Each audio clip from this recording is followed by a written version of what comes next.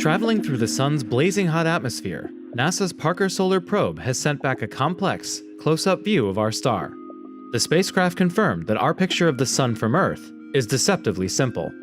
Parker is the closest spacecraft to the sun, meaning we now have never-before-seen details about the solar wind and solar energetic particles.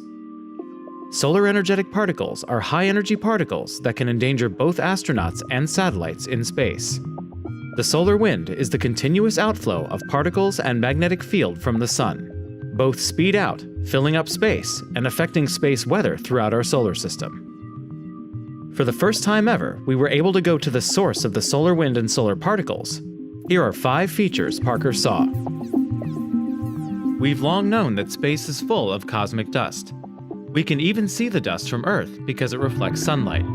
Parker saw evidence that the dust stops at an estimated 3.5 million miles from the sun. As the dust gets closer, the sun vaporizes it, creating a dust-free zone surrounding the star.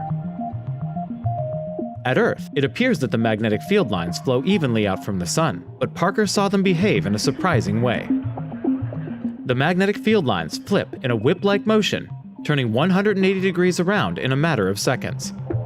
These switchbacks came in clusters and were timed with fast-moving clumps of plasma in the solar wind.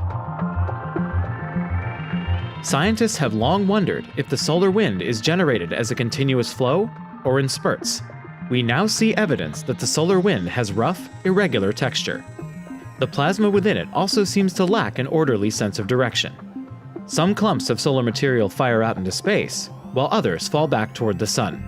These clumps may be distorting the magnetic field, causing the switchbacks. They may also be an indicator of what the solar wind looks like in its early stages after its birth on the sun.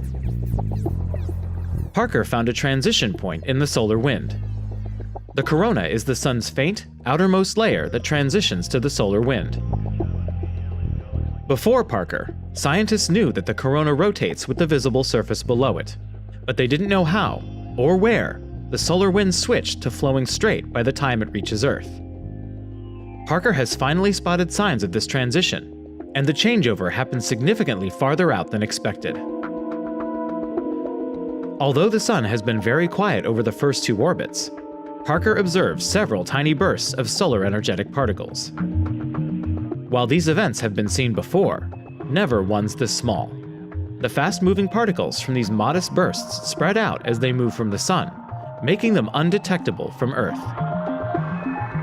Without Parker's front row seat, we would never know that the sun is regularly producing these small-scale events. Fast-moving particles are a source of dangerous radiation.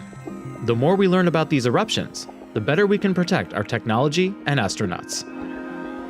Parker still has more work to do, but it's already helping us see our star in a whole new light.